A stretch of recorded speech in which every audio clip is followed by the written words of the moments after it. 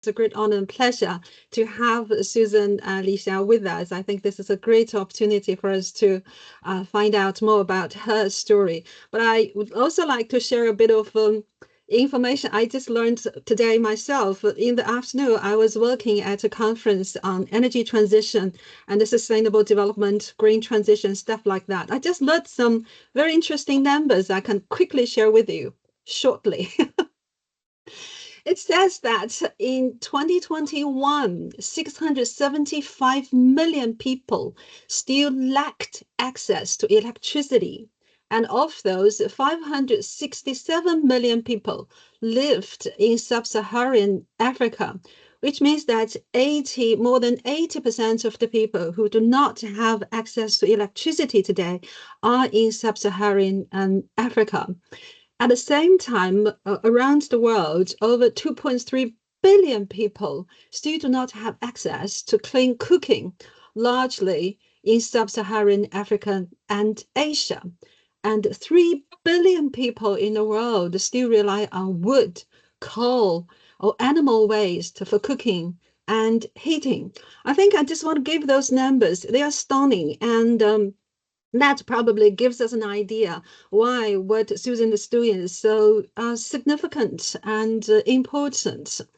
And even more that at the current rate of progress, 660 million people are projected to still lack access to electricity in 2030, and 1.9 billion people would continue to rely on polluting cooking fuel. And so this is a very unequal world. So on the one hand, we have a huge amount of people, mostly in Africa, who do not have basic electricity service.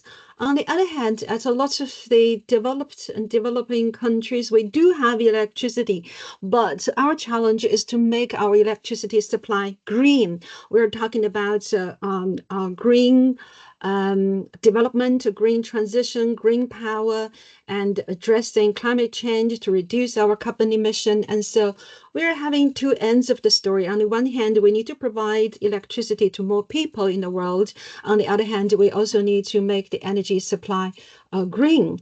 And so that's how you see what Li Xia is doing is so important, trying to make both ends meet. And I understands that one of the important principles for the United Nations SDG goals is to leave no one behind. While we are moving forward, we need to make sure that we have everyone all together. What is even more interesting when I looked at Li Xia's story, what impressed me most was that she got several awards, as you will be reading from our post-it. But that's a social entrepreneurship or social enterprise award. I really like this idea very much. And in my understanding, social enterprise is in general understands that businesses are profit-oriented. Businesses want to make money. But social enterprises are businesses who make money, but at the same time also create social impact with a social purpose. At the same time, making this social impact sustained because there is a viable business model. I think the solution that we have seen being provided by Susan and her company is really a new way of addressing these social problems. And so basically, that's my understanding of this issue. And I'm sure we'll be hearing more from Li Xia from her story. I think people who are gathered here today must have a shared interest and value. We care about a lot of things, and that's why we are interested and get together here. Jack, I hope that is short enough. So without further ado, I will hand over to Li Xia. Thank you very much for joining us, Susan, and I'm sure this will be a very inspiring session for everybody. Thank you, and welcome again, everybody.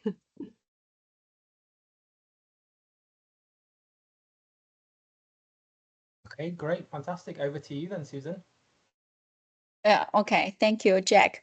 So thanks for Professor Hu Rong gave such a wonderful speech. Sometimes people is asking me why I do this job and work for BOP. I don't know how many of you knows what is BOP means, bottom of pyramid population. The daily income is less than $2 a day. So my answer is I used to be one of the BOP when I was small. So I quit my study because of poverty in the middle school. So actually I learned English, learned the business model, learn how to be entrepreneur, not from the college, from my self-study. So I try to explain today everything in English myself. But if some misunderstanding, please understand. I try to use the right word. So I'm actually the founder of a Power-Solution, and this company is founded in 2009. So that means about 15 years ago. So the last 15 years, I just did one thing is working with the BOP for clean electricity. Actually, is by solar in an affordable way. So the reason to ask me to insist on doing this is I used to be one of them. And when I becoming something how in a better life, I want to contribute something back and to bring more people up. So I'm also a mom of three. Luckily, I have two girls and one boy. So I'm also the founder and CEO of two companies, which I will introduce. In 2009 is Power-Solution, and another one is Solar Run. So I will also explain in the last 15 years how our company is sustainable without investment, without donor, without grants. So we just use the business model to do something social for good. So that is why we also get award in Davos this year, as Professor Hu is described. So maybe most of you not ever been to Africa before. So I prepared a very small video to show you what we did in Africa.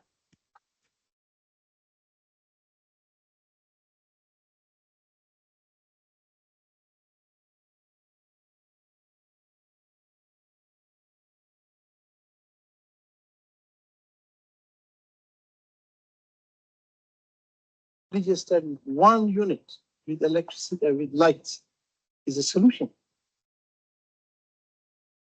Since 2022, the solar media project was piloted in Africa. Groups of villagers were removed and undeveloped areas benefited from. Now I know how to bake any cake. Imenifunza tu kusonga, imenifunza ready locking, hata kunyoa. Mimi nashukuru tu kwao, nashukuru kwa kupata hiyo.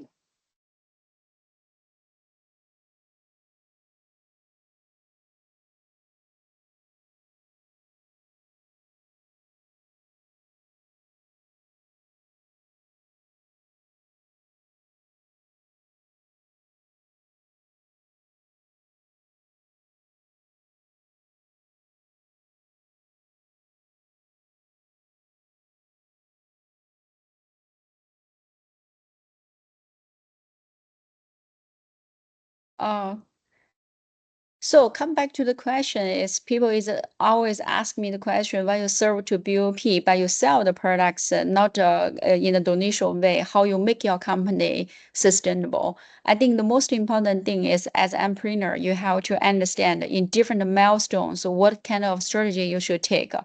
So when Power-Solution is founded in 2009, we start with ODM and OEM service. That means we design the products, but we white label the other brand because we need a cash flow. We don't have any initial investors. We have to make sure people is paying us. But if we make our own brand, that means we have to have a lot of money put in the pipeline and the storage, the warehouse in the local market is a big problem, big cash flow challenge for us. So we decided in 2009 to start with OEM and ODM service to improve the quality of the bottom of a pyramid population. So this is the situation which we get the details from globally. Nowadays, they improve the BOP level is less than $3. But when I started from 2009, it's less than $2. But as Professor Hu is just described, is only 10% of the global population living in the is more than 10% of global population living in the region with no electricity supply, especially in the Sub-Saharan Africa. That is why we focus on Africa market right now and to design the affordable products. So another key success to make our business model sustained is product design. So you have to think about what is the consumer need. If the consumer is willing to buy, then your business is realized.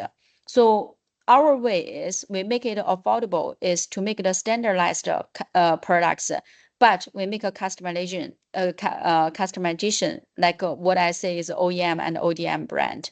So what is the standard products is no matter you're from India, you're from Pakistan, you're from Philippines, you're from Africa, your need is the same, is no power and more affordable.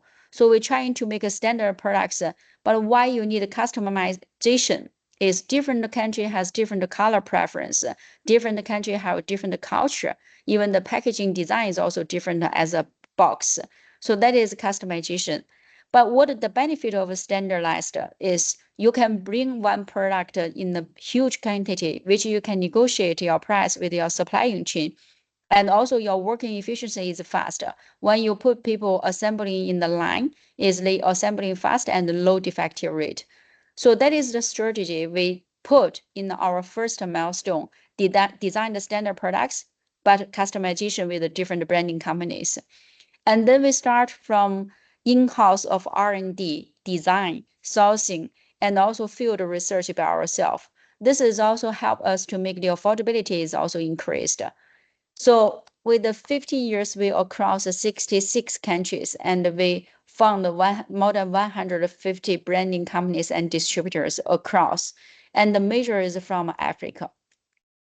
So because of our sustainable business model, and also we create a real impact.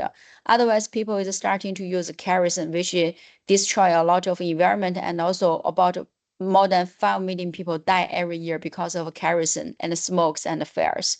So we get a lot of impact and influence internationally. For example, I was always invited to share our case study and experience in COP. And also we get an award in World Economic Forum by Schwab Foundation this year as a social innovator.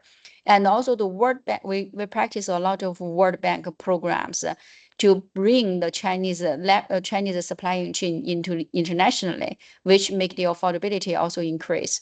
So there is a program in World Bank, it's called Lighting Global.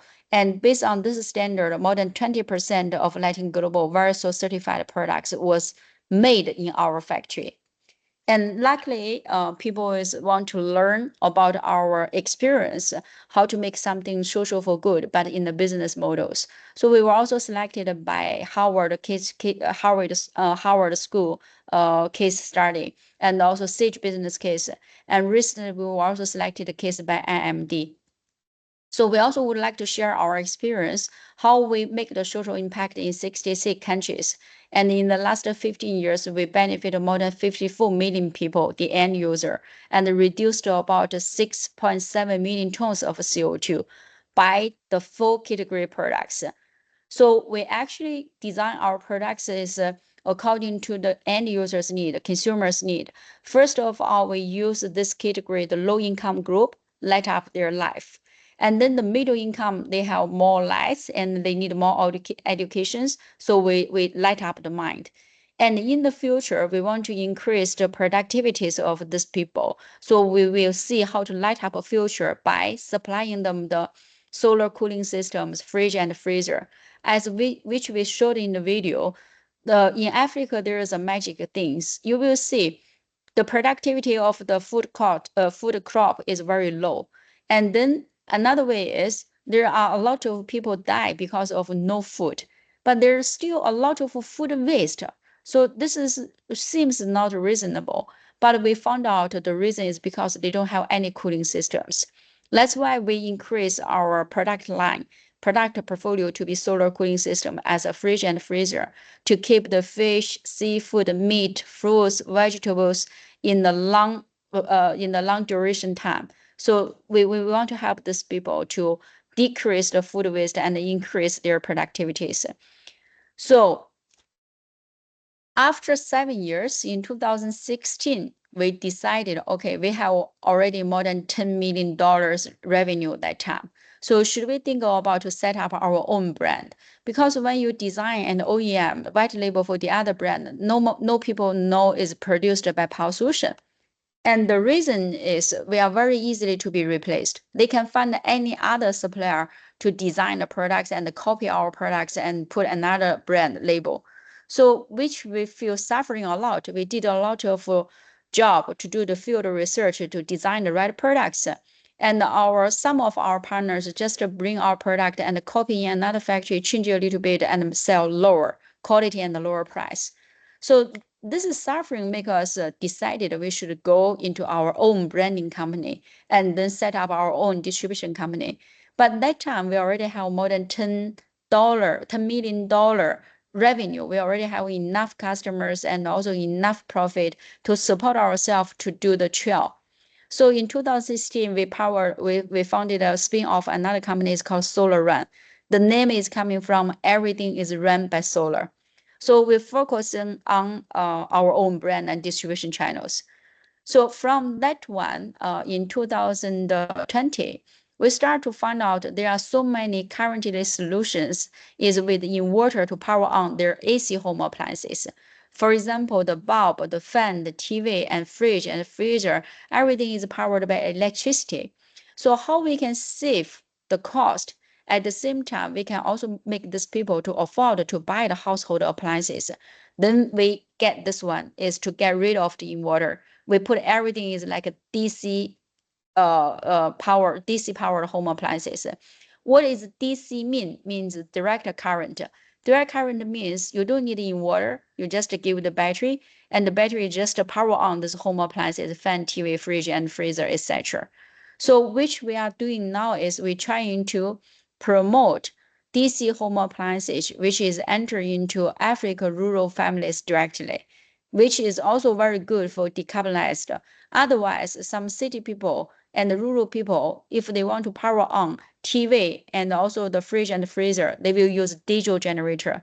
This diesel generator, which is more costly and will also generate more carbon emissions. We also start to see there is another big opportunity starting from early of 2024 because the battery storage price is becoming lower, much better than before. People is prefer using diesel generators because diesel is more cheaper than the battery. But starting from the early of 2024, we found the battery is more affordable, cheaper, and also sustainable than the diesel. So we start to make this series of products is about backup power. You can see some countries, like for example, in Ethiopia, they will power off about 5 to 6 times a day, and they don't have any power supply. It's not possible for a small individual office to use the diesel generator in each small office in the buildings, but they need a backup power. Another thing you see, the electricity bill is really cheap. For example, it's only about 2 to 3 cents, even cheaper, much cheaper than in China. Even they have the power cut problems or shortage, but their electricity is very cheap.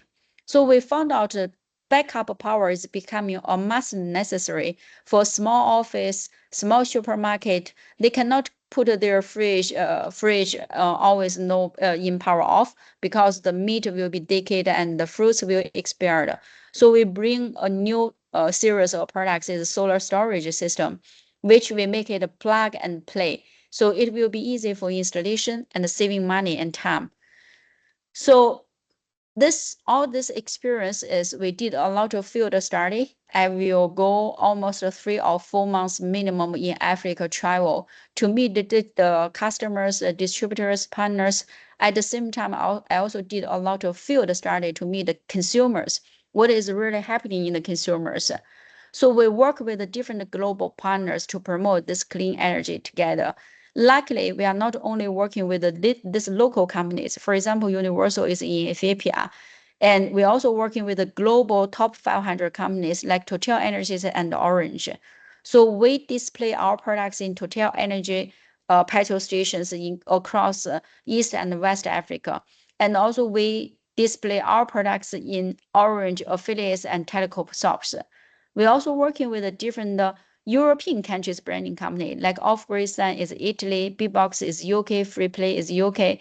We work with these all partners enter into Africa market together. So we share the risk together and we also share the profit together. So we get a lot of projects from the United Nations organizations. And of course, we also do our practices, which even we are social enterprise, we already do a lot of social impact, but we still want to contribute back to where we serve the opportunity, the group, the populations. So every year we also do some donations, which contribute back or give the scholarship to our clients. So the question is how we design the right products. So I just to give you example for this candle scaler is we did the research field. Field research is people is affordable to pay above $5. $5 means what? Means 3 months kerosene cost at one time. So normally they will buy one bottle, and this bottle will be can use 3 months, and this will cost $5. So that means the affordability for this kerosene lamp user is about $5. So after when we made this research and we start to design the products, we called it a candle scaler. So what is the name is candle scaler is coming is we design the products which is set is about 9 parts only. So you can see there is only one screw here, and the rest of part is mounted clip and clamp. So by the simply design, and we can pass the test of the job test, and is good for logistics, safety, and the retail price is about $5. So $5 before they pay for 3 months kerosene cost to buy this product, which can use for 5 years. So that means 1 year, $1 for free electricity from sunshine. And this is about 3 times brighter than the kerosene lamp. So we have our own design concept, like this is reduce. You use the least material, only 9 parts to design the products affordable, and the reuse, which you can see the hook on this bottle. The Coca-Cola bottle is really available everywhere, even in the very remote. This is a really magic company. So we consider to design this hook, which make the standard is very low. So the package is also very small, which a small package, a small box can hold around 96 pieces. But we don't compromise about the user's interface. That's why we reuse this bottle as a stand. So these creative ideas allow us to get a red dot design and replace. What is replacing is important. We see a lot of e-waste available in the field because the parts is not available, or even the parts is available is not easy to replace. So you can see in our battery, we designed this is a clap and clip design. So if the battery is expired, we can just replace this battery by plug and play. So this will be easy for replaceable. One way is we help to reduce the e-waste, and another way is we help the end user to replace the parts even out of a warranty period at a very low cost. So this replaceable design also allow more people access of energy in a cheaper and affordable way. So we name it candle scaler because we allow the people easily to remember the name. But Total Energy gave a beautiful name. It's called Pocket Sunshine. If you were in Africa, in East and West Africa, petrol station of Total Energies, you can enter in to see these products. They display and start to present and promote the clean energy. So solar media, which we see, we just explained, we are not only caring about how to light up the house, we also caring about how to light up mind. So we just made a combination of a solar home system, but we think about in the last mile, if they don't have electricity, if they don't have any digital channels, how the digital videos, digital empowerment will be transferred. That bring me to think, especially in the COVID situation, as a mom of 3 children, my children was born in Hong Kong. They still have access of education online courses. But if the last mile in Africa, no electricity, no internet, how online courses is going to pull through? So bring me the idea is, should we give some solutions at least to seem to be fair education opportunities? So I designed this solution is a solar home lighting system, which the pad is charged by solar. It's not a very fancy tablet. It's not touch panel. It's not interactive, but at least people start watching the videos of the schools or how to agriculture better or how to take care of health better. At least you put some digital contents people can repeatedly watch and learn more. So I give you an example. Another mom of 3 children learned just simply how to make a hair from these videos. And she started to earn about 1,000 shillings in Kenya, which is she never gave her 3 children milk powder before. But after she get 1,000 shillings just to make the 10 hairs for the school teacher or for the doctors or for the barbers, at least she can earn about 1,000 shillings. And we can see a lot of farmers increase their productivity by learning how to watering, how to irrigation better, how to kill the insects.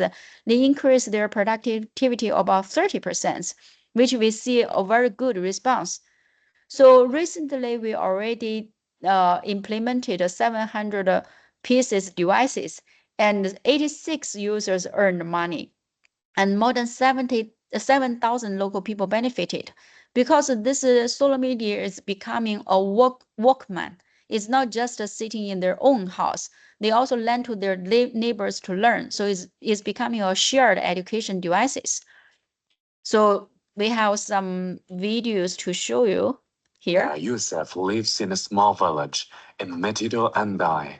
She didn't have a job or any income. Yet she had to bear the burden of raising 3 children. She was poorly off until she took part in the solar media project. She learned hairdressing and other skills. She made money by doing other people's hair and better raised her children. Tulipatana na hii solar pan last year November. Kwa hivyo mimi nimejifunza tu mengi kuhusiana na hiyo kitu. Kosi yangu yenye nilikuwa nimechagua ilikuwa ni hairdressing. Imenifunza tu kusonga, imenifunza dreadlocking, hata kunyoa. Mimi nashukuru tu nashukuru kwa kupata hiyo. So I have many stories, but we cannot share all here. If you search on YouTube for solar media, you may see a lot of different stories, which also made by Standard Group. Standard Group is the second largest media company in Kenya. And they have a farmers TV. They have a lot of programs for farmers, but the farmers can never see these programs because they don't have electricity, they don't have TV. So we work with the Standard Group. They provide a lot of contents and put in the farmers program in our solar media to allow the farmers to learn a lot of skills which increase their productivities. So lastly, I want to describe about the market opportunities. Yes, we are social enterprise, but it's a social enterprise. Enterprise means what? Means you have to earn the profit, you have to be sustainable, you have to have a team, you have to work together. So we always look at what is the market size and what is the market need. So what is the market opportunities according to our research and which we can see in the next 20 years in Africa, there is still very good opportunity for solar power. The reason is the infrastructure of Africa is a little bit not well done. And also in the rural of Africa, the density of villages is very loose. And also the people is not so many, like 100 villagers together, maybe only 20 or 50 villagers together. So we think standalone system in off-grid solar could be a very best and affordable and cheaper way for access of energy for these rural Africans. But we also get a lot of data from the IFC and also from CLASP, which is more officially. By 2030, the market size for solar powered freezer and also the fan will be about $14.2 billion and $1.2 billion. And it's almost more than $20 billion if you plus the power also. Now we only discuss about the fridge and also the fan. But if you want the solar powered fridge and the solar fan, that means you must need a battery. Because it's a solar, you need a DC home appliances, you need a battery. So that means this could be more than $50 billion market size if you include solar, battery, fan, fridge, and TV. So it's estimated will be about 624 million people gaining access of electricity through solar by 2030. So this is a big market size. And then we start to ask ourselves, if this is a big market size, how we should be planned for this market size. And then we start to thinking about how to build ecosystem. We can not only think about how to design only a business model, but how to build an ecosystem. Then we found there's another opportunity in Africa is job employment, technical transfer is a must need. They have so many youth, but they don't have enough jobs. They don't have enough technician and skills. So we think to leverage Chinese industry technology to help the local industry grow in Africa, especially from the manufacturing part. And then in that case, we can build an ecosystem by replacing the parts easily to reduce the e-waste and create more jobs. So we are trying to reduce the carbon emission at the same time. This is the decarbonization program and ecosystem we want to build. That's why we joined venture one manufacturer in Ethiopia already in 2023. And 2024, we already start to manufacture locally. And we also have some warehouse in Nigeria, Kenya, Rwanda, and Uganda. So we want to quick supply to the market need for the local people. So in that case, can also help us to increase our business scale. Right. The last I want to talk about is yes, we were about now. Our company is already more than $20 million turnover today. And we also have a manufacturer. We also have a manufacturer in Ethiopia. We also have a branding company in Solaran, but we are still growing. So what we need if we want to reach our target to be by 2030, we want to be a big contribution by access of energy to help this 670 million people, is we need more talents, is more international talents. Before when we started this company, nobody trusted I will be succeed. So I don't really have a team. And the people who is well educated, I cannot afford to pay because I'm still in the early starting. So our current team challenge is we don't have so many international talents. I just burn myself. I mean, I can be sales, BD, marketing, product manager, design, and everything. So I think, of course, if you want to achieve in a bigger way, you need a bigger team, and it's more internationally and more talents, more contributions. And another thing is we need more distributors and more cash flow. So now we want to do the backup system power. That means it's not small item anymore. Maybe the turnover or the ramp up rate is not as fast as a smaller one. So we need more cash flow to support for our business. So we're also looking for the impact investors, more partners, and more distributors collaborations. So I think this is, I will stop here to share my stories. I would like to hear more from you for the questions. I think maybe back and forth discussion communication will be more important. So welcome you to add me on LinkedIn and also send me the email. Thank you, Jack. I think I will stop here. Thank you, Susan. That was a really fascinating presentation. I'm really grateful for you delivering that today. And yeah, just massive thanks. I've got some questions myself I would like to ask you. So I'll ask those first, and then hopefully our participants who are also listening and watching, if you have any questions, you can be having a think about those. And then once Susan's asked my questions, I'll come over to yourself. So yeah, great presentation. My first question I've got for you is, you've already designed some really fantastic products. I really liked the name of the candle killer. I thought that, you know, it's an excellent product, but also it's a really good name for marketing. Like, I will remember that in my mind for a long time. And I really liked the solar powered tablet that you had, where you said that you're not just interested in lighting up the room, you also want to light up bright minds. So that was two excellent products. What's the next product for yourself? What's the project that you're designing for the future that you have that you're excited to release? Yeah, I think I already explained this. I want to increase their productivities by supplying the solar cooling systems, right? To reduce the e-waste. When you reduce the to reduce the food waste, when you reduce the food waste, that means you will keep the productivities more. So solar meter will give you the education how you get more productivities, and solar cooling system will give you the solution how to keep the duration of the productivities. So that is very important. I see a lot of people, they catch the fish, but they don't have any cooling system. So they just make the fish died. And then the next day, the fish is decayed, is expired. So it's a damage for the ocean also, for the river, for the lake also, because you keep catching the fresh fish and the next day the fish is dead.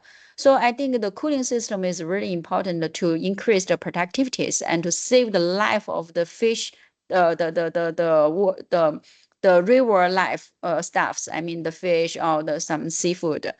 And another is I'm trying to make the new innovation for replace the diesel generators.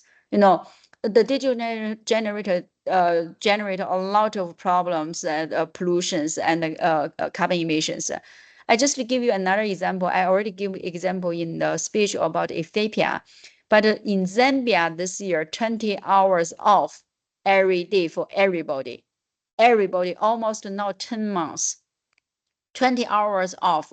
No matter you are rich, you're poor, you're from city, you're from rural, everybody is coming to the same line because the global climate change, the water is going down, and the Zambia country is relying on hydropower. So if you don't have water, how your power is coming? So in that case, think in that way. I was in Zambia this year. Every day I feel disgusting. Why? When you wake up in the morning, before until you sleep in the evening, you smell diesel smell everywhere, because all the shops, the clinics, the supermarkets, the hotels and petrol stations, everybody is using diesel generator. How people is surviving 20 hours off? So I think we already bring the new solutions is we want to replace the diesel generator, which is more affordable, more clean and quiet than diesel generators. So in the conclusion, any solutions we bring on the table, we are very sure there is a market need. And we have to be very sure it's more affordable than what they used before. So I give our R&D two targets.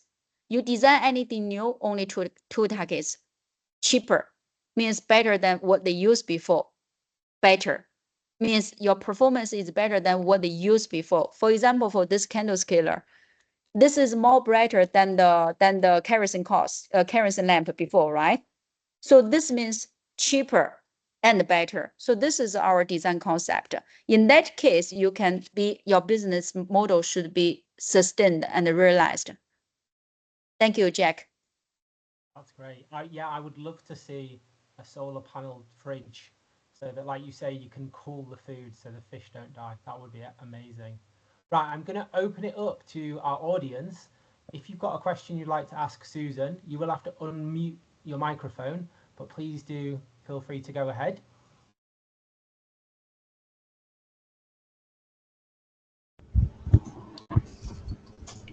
Hi, Susan.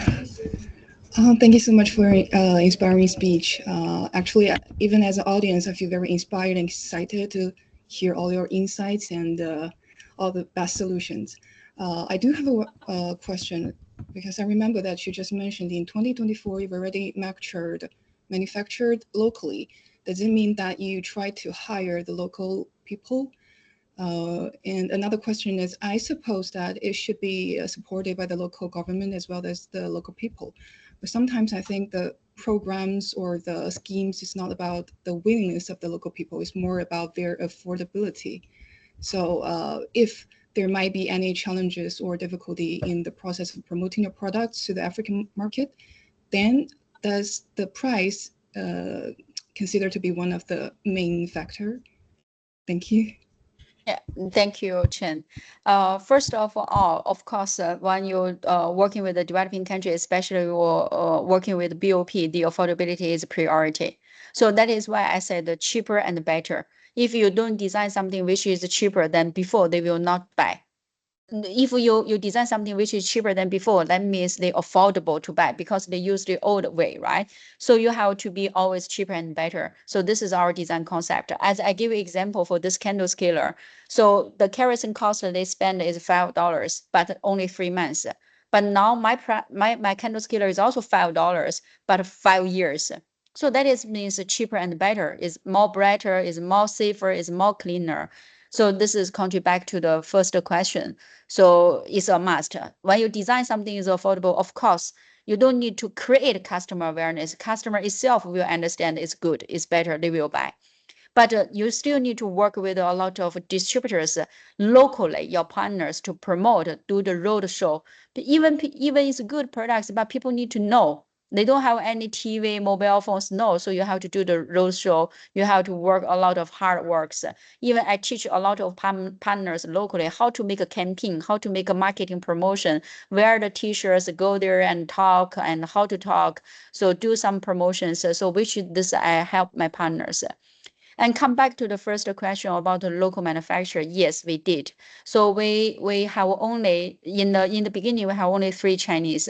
One is technician, one is a factory management, and one is a warehouse keeper and how to help them to count and to put inventories and put the materials ready.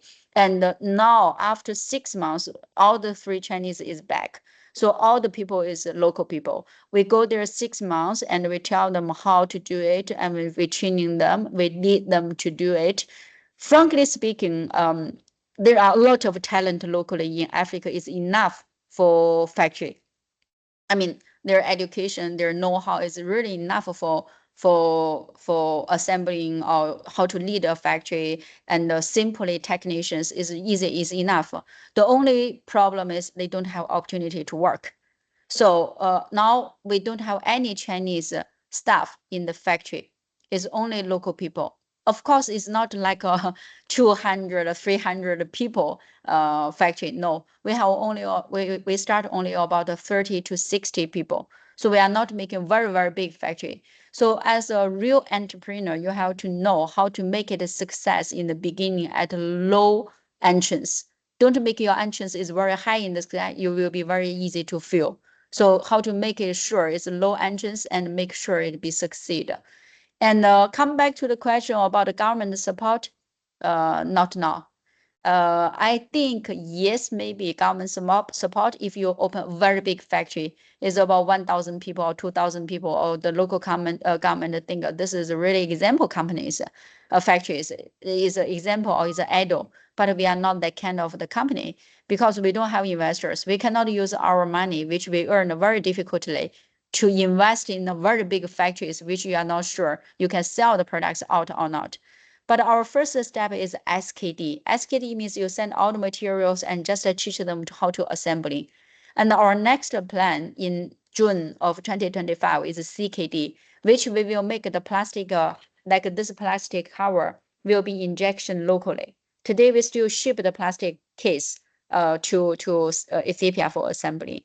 So we also expected there is some more government policy to support local manufacturer in the future, but not now. So as an entrepreneur, you have to learn how to survive even without any help from anybody. Means you don't get help from government, not internationally from World Bank, even not help from investors, grantors, donors, subsidies. You need to learn how to be survive. So that is our key of success. Thank you. Thank you so much. Thank you so much. If in the future I would like to be an entrepreneur, then the first lesson I learned today is try to be independent. Thank you so much. Sure.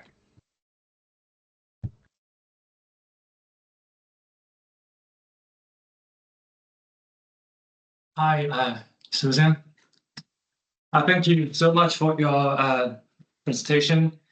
And I used to believe in working in Africa for almost 7 years. I can totally understand what you described for the life of the local people are suffering from the electricity, water, internet supplies. So what you talked about just reminded me a lot of my life, my life over there. So I remember I bought a lot of candles and charcoals for cooking. So yeah, like Jack said, I really like the products like candle killers. So my question actually is the same with Jinyi. She just asked. So my question was like, how can you do with the relation with the local government? They very positive to support your business, something like that. But I think you have already answered some about that. Because as I know, when I was living there, so it's sometimes so difficult to do with the local government, and so from what I saw there, a lot of Chinese businessmen there, they have to, for building a strong relation with the government, they sometimes have to do something very like bad to, for example, they corruption, something like that. Sorry. So come back to my question. So what are the challenges you would face during localizing in terms of how you to do with the local government? Are they very positive to support your business? And how about the villagers? If you go to the villages, are they like very like open-minded for accepting what you supply? Yeah, that's my Okay. question. Thank you, Susan. Yeah. Thank you, Liu. So I would like to respond to the first questions about the government.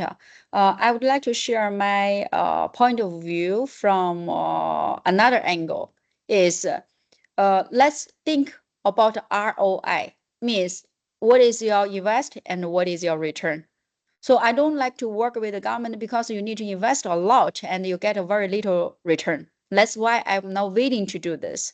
So let's make, you are right, something energy-able, something you need to manipulate. I don't want to invest my time and energy on that. I would like to invest my time and energy on building up distribution channels, which I'm working very hard today for 1 minute, and tomorrow I will get 10 cents back.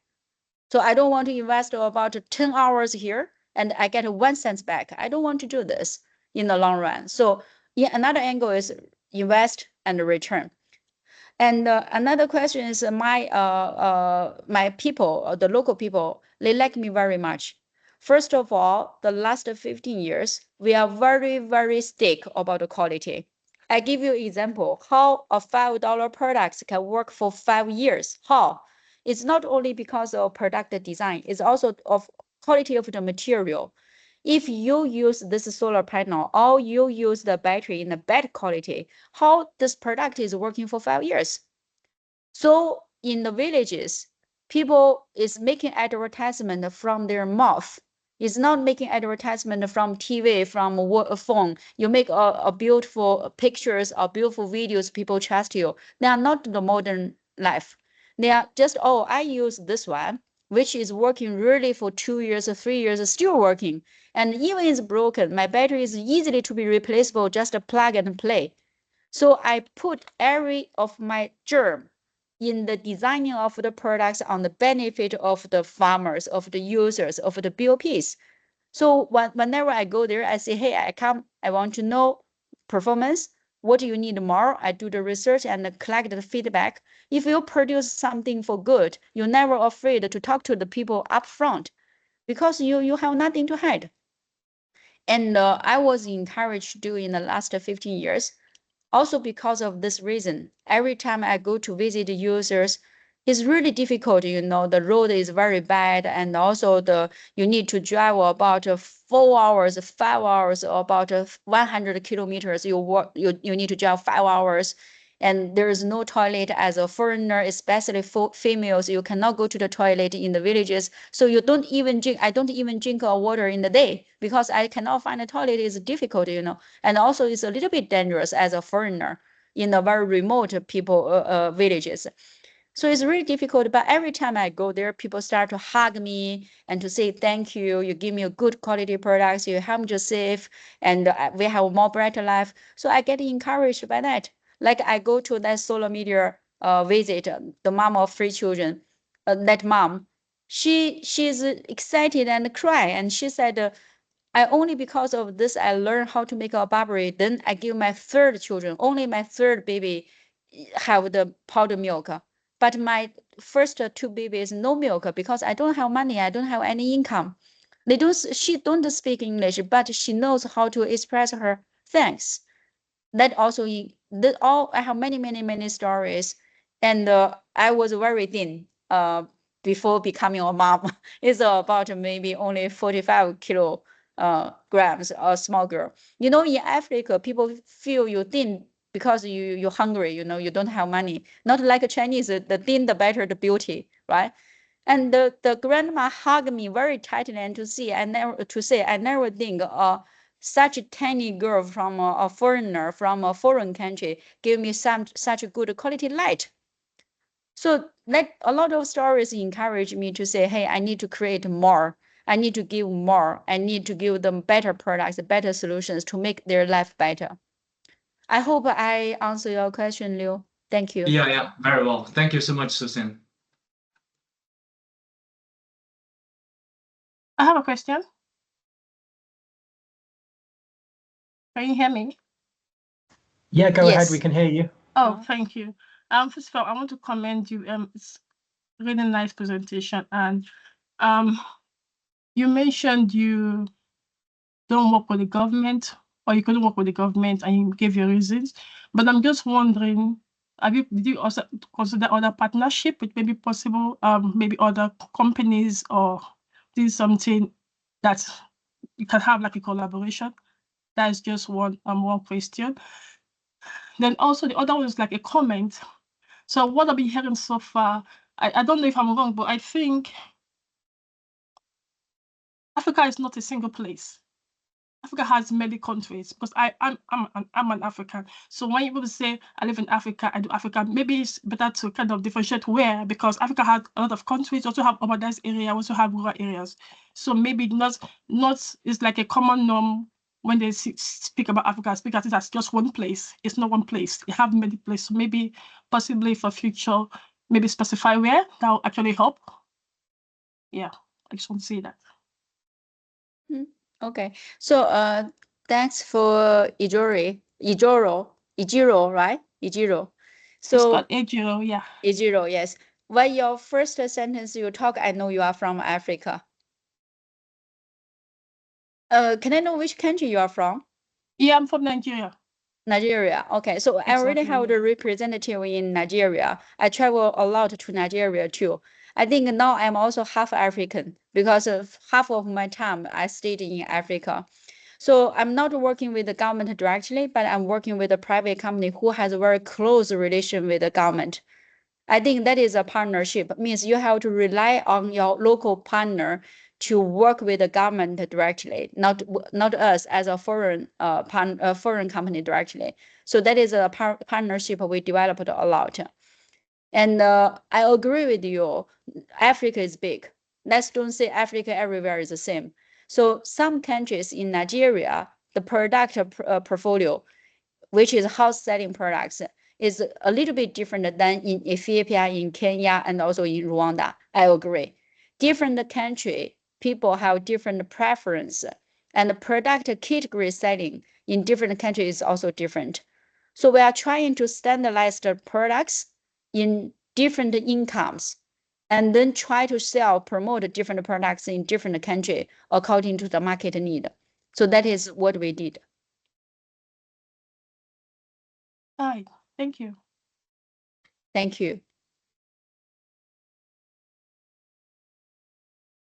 Jack, I think we have 4 minutes left. Yes, we do. So I think we can bring this to a final question. I wonder if there's anybody out there that still hasn't asked if you wanted to speak up now. Otherwise, I do have one last quick question. Okay, so I'm going to go ahead and ask.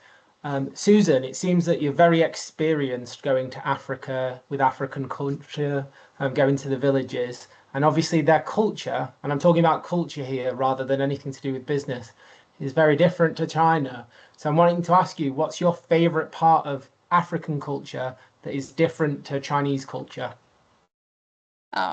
Is a good question. For me, I think maybe I should use the Chinese and then you translate. 我喜欢非洲人，很热情，然后很自由，就是 even they are maybe somehow the condition of economic is not so good, but you can see their freedom. You see, the animals in China is in the zoo, but the animals in Africa is on the land, on the grass. So they are so free, you know. 热情，自由 and always happy. Always happy. That is really give me a big encourage.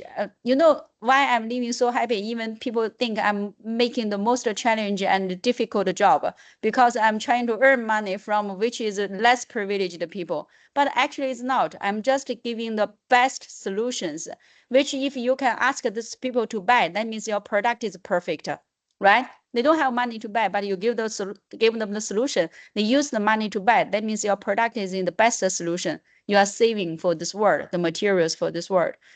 But even they are in the less economic or less product staff supply situation, you always see people smile.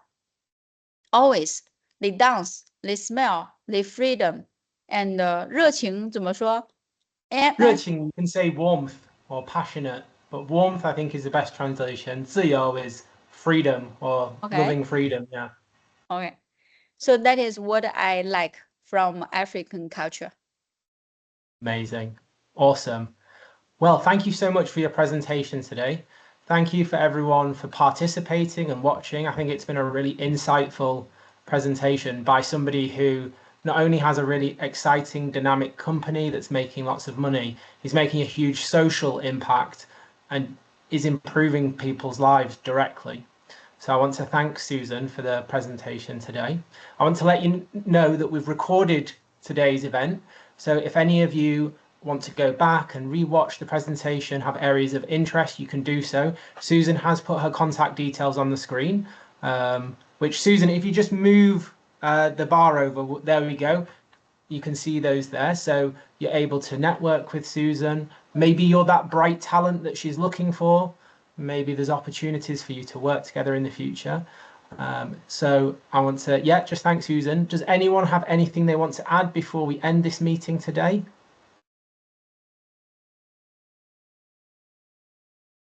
I see that we've got a few thanks as well in the chat. Okay. Oh, yeah, some more people are writing thank you. So I think we shall leave it there. Thank you so much, Susan. And this has been a Leeds Business Confucius Institute event. If you guys have any interest in learning Mandarin, then you should come and check out our website and maybe try our classes. We also have future events that are broadly around Chinese culture, Chinese history, Chinese language, that include amazing events about sustainability from successful Chinese businesswomen. But we also have events coming up for Chinese New Year and similar things like that. So yeah, thank you so much, everyone. Have a great afternoon, and we shall see you next time. Thank you, Jack. Thank you for Professor Hu to give us the opportunity to share our experience today. Okay, awesome. Well, Susan, I would say 晚上好. Good night, 晚安. In China, it's already night. Yeah. Oh, I said, okay. Awesome. Okay. Good night. Thank you. Thank you so much. Goodbye. Good night. Bye-bye. Goodbye. Thank you. Thank you. Thank you. Bye-bye. Bye. Bye.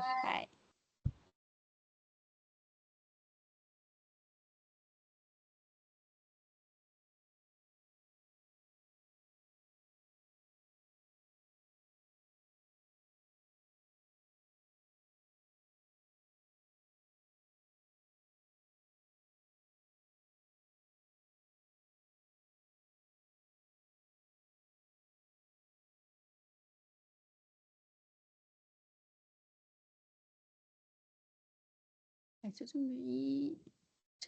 怎么关呢？不知道怎么关，算了。